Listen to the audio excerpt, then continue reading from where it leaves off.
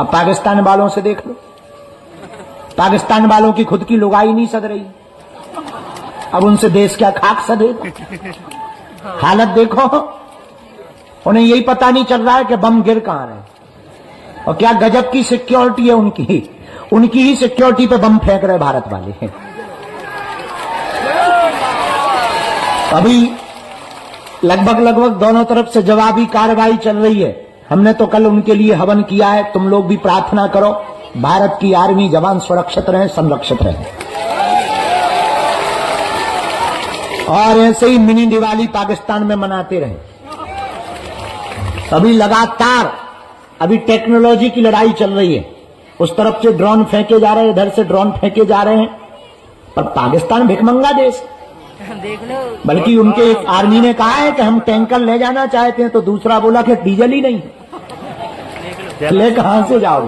हालत बहुत खराब है उनकी। अच्छा, अद्भुत बात यह, धन्य है भारत की आर्मी। अब वो भारत नहीं है कि तुम हमें आंख दिखाओ, अब ये भारत है, अगर तुम उंगली दिखाओगे हम घर में घुस के मारेंगे। मजा देखना भारतीय आर्मी का। I proud of you Indian army, कि हम 300 किलोमीटर भीतर घुसकर लाहौर में और कराची में घुस के मार रहे हैं। इसी को जलवा कहते हैं। पहले बॉर्डर पर लड़ते थे, अब उनके घर में घुसकर मारते हैं और आंख दिखा के कहते हैं कि छेड़ोगे तो छोड़ेंगे नहीं। और कल ऐसे बम फड़ाका हुए पाकिस्तान में कि पाकिस्तान वाले दुहाई मांग रहे हैं। अच्छा, उन्हें पता ही नहीं चल रहा है बम आके घर ही आता है। अच्छा, पहले हमारे भारत में तो ड्रोन आने के पहले भी पूछता है कि घुसे कि ना घुसे, उसके पहले ही S-400 धनाक खत्म कर देता पाकिस्तान के ड्रोन को। लेकिन हमारे वाले भीतर घुस के जाते हैं, पूछते नहीं, जब घल जाते हैं तब पता लगता है कि घल गया। हाँ, दहशत में है, दहशत में। और पाकिस्तान वालों को दहशत में रहना ही चाहिए। जब विचार करो सिंदूर इतना खतरनाक है तो हल्दी और मेहंदी कितनी खतरनाक नहीं होगी। अच्छा, पाकिस्तान वालों को हम सूचना भी देना चाहते हैं कि बताओ, सिंदूर तो झांकी है, हल्दी मेहंदी बाकी है, अब बताओ हल्दी मेहंदी के बाद में फिर विदाई भी तो होती है। और जब पालकी पे दुल्हन बैठती है तो क्या हाल होता है, रो रो करके। तो अपनी तैयारी बहुत अच्छे तरीके से पाकिस्तान को रखना चाहिए। लेकिन हर भारतीय से प्रार्थना है, आप अभी से ही तैयारी करके रखें। अगर युद्ध छिड़ता है, हमने तो तैयारी कर ली है कि हम तो भारतीय आर्मी के साथ बगल में खड़े होने को तैयार हैं। पर अगर युद्ध छिड़े तो तुम अपने बच्चों को भी तैयार रखना, तुम्हारे बेटा को भी तैयार रखना। और विवाहित माताओं से प्रार्थना है, अपने पतियों को तैयार रखना। सरहद पर जाना पड़े देश को बचाने के लिए तो बिना रोके टोके अपने बच्चों को या अपने पति को सरहद पर भेज देना। और हां, हम कह देते हैं कि हम पहले नंबर पर जाएंगे, ये पहले लिख लें। अगर जरूरत पड़ी भारतीय आर्मी को तो हम पहले नंबर पर जाएंगे। ये बात बोलनी भी नहीं चाहिए, हम फिर से बोलेंगे। अपने 100-100, 500 रुपया तैयार रखना, जरूरत पड़ने पर भारतीय आर्मी के खाते में डालेंगे। क्योंकि ये लड़ाई केवल सैनिकों की नहीं है, ये लड़ाई देश की है। ये लड़ाई 140 करोड़ भारतीयों की है। वर्तमान में क्या हिंदू, क्या मुसलमान, क्या सिख, क्या ईसाई, सब भारतीय आर्मी के साथ हैं और रहना ही चाहिए।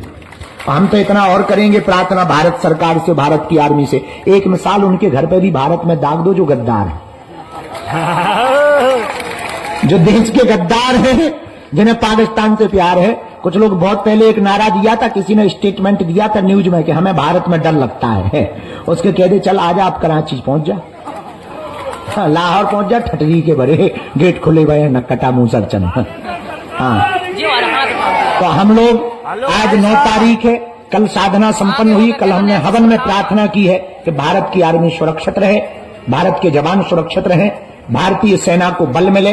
ये बढ़ता हुआ भारत है, ये सैन्य संपन्न भारत है, शस्त्र संपन्न भारत है, ये सभी संसाधनों से युक्त भारत है। ये वर्तमान का भारत है, ये 2025 का भारत है। ये बिगड़ा हुआ भारत नहीं, बना हुआ भारत है। ये डरा हुआ भारत नहीं, आंख दिखाने वालों के घर में घुसकर मारने वाला भारत है।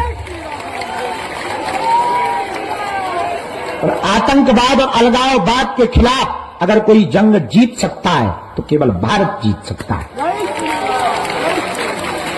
और यशस्वी माननीय प्रधानमंत्री जी दम लगा करके खुला छुट्टी दे रखे हैं कि बेटा कोई छेड़े तो भारतीय आर्मी से कह दिया तुम छोड़ना मत। वो तो प्रधानमंत्री तो ऐसे ही होना चाहिए, ऐसे ही प्रधानमंत्री काम का है। अब बताओ, हर बार जो है हमले होते थे, हम लोग कड़ी निंदा करके पोस्ट डाल के कैंडल जला के सो जाते थे। अब बहुत बढ़िया है कि जिनने हमारी नींद खराब करी उनके शहरों की नींदें खराब हो गई हैं। हाँ, पूरे देश की नींद खराब हो गई पाकिस्तान की। प्रधानमंत्री तो ऐसे ही होना चाहिए, दमदार। तो हमें तो बहुत मजा आया। I proud of you. हमें तो बहुत ज्यादा गर्व है इस बात पे, और इस बात पे भी हमें ज्यादा गर्व है कि हमारे बड़ा वाला भाई बड़ा खतरनाक टाइप का है। तो हमें और ज्यादा प्रसन्नता है। तो अभी वर्तमान में बहुत बढ़िया चल रहा है, लेकिन आप लोग प्रार्थना करिए, तैयारी करके रखिए। जरूरत पड़ने पर अगर जाना पड़े तो तैयारी करके मनोयोग में रखिएगा। हम भारत की आर्मी के साथ कदम से कदम मिला करके खड़े होंगे और पाकिस्तान को और भारत विरोधी लोगों को मुंहतोड़ जवाब देंगे। भारत की सभी पार्टियों से हम प्रार्थना करेंगे, आपसी लड़ाई अपने आप में है, चाहे वो सपा हो, कांग्रेस हो, बसपा हो या अकाली दल हो, जनसत्ता हो, जो भी दल है, सब पार्टियों से प्रार्थना है। आपसी असहमति अपनी जगह है, पर देश के लिए हम एकजुटता दिखाते रहें, ताकि देश के दुश्मनों को ये लगे कि हम आपस में भले ही अलग हैं पर दुश्मनों के लिए एक हैं।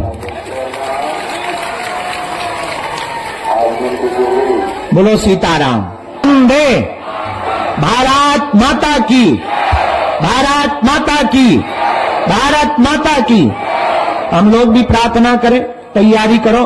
हम तो कहते हैं कि एक बार में ही इससे हिसाब किताब पूरा हो जाए। आओ, बार बार का झंझट खत्म हो। आओ, तुम खाओगे भारत का पंचर पुत्रो,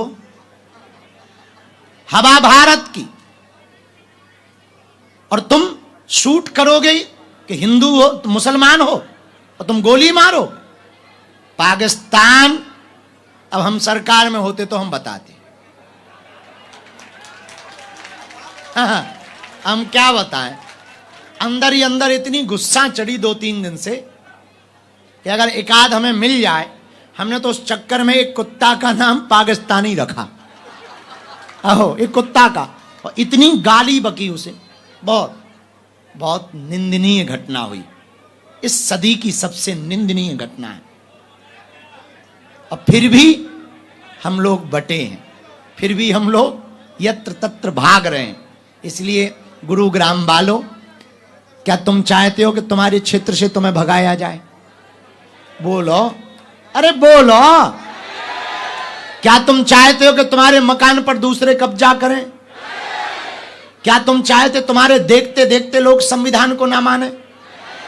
क्या तुम चाहते हो कि गीता पुराण का कोई अपमान करे? नहीं चाहते। एक ही उपाय है, अगर संविधान के सम्मान को बचाए रखना है, गीता और पुराण के सम्मान को बचाए रखना है, मंदिरों के सम्मान को बचाए रखना है, अपनी संस्कृति को बचाए रखना है, एक ही उपाय है। पूछो क्या? भेदभाव छोड़कर कट्टर हिंदू बनना प्रारंभ कर दो।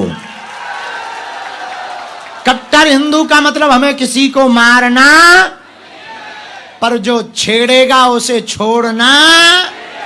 हाँ, ये भी पक्का है। अब कोई एक गाल में चांटा मारे तो हम दूसरा कर सकते हैं, पर कोई दूसरे में ही मार दे, अब गाल तो बचे नहीं है, सामने वाले की 32 उखड़वा सकते हैं। उखाड़ने की बात नहीं की, उखड़वा सकते हैं। कहां से? कानून पे। हाँ भैया, जो घटना हुई बड़ी निंदनीय हुई, घोर निंदनीय हुई। इसलिए हम सब दोनों हाथ जोड़कर उनके लिए आज प्रार्थना करते हैं। कल कथा में मौन भी धारण करेंगे और आप सबकी सामूहिक अर्जी भी लगाते हैं। लेकिन एक बात बोल दें, कह दो, बोलो। हमको ना बड़ा दुख हो रहा 2 दिन से, बड़ा कष्ट है कि आज हम लोगों के देखते हुए हिंदुओं का ये हाल है। कल क्या होगा? विचार करो, कल क्या होगा? 10 साल बाद क्या होगा?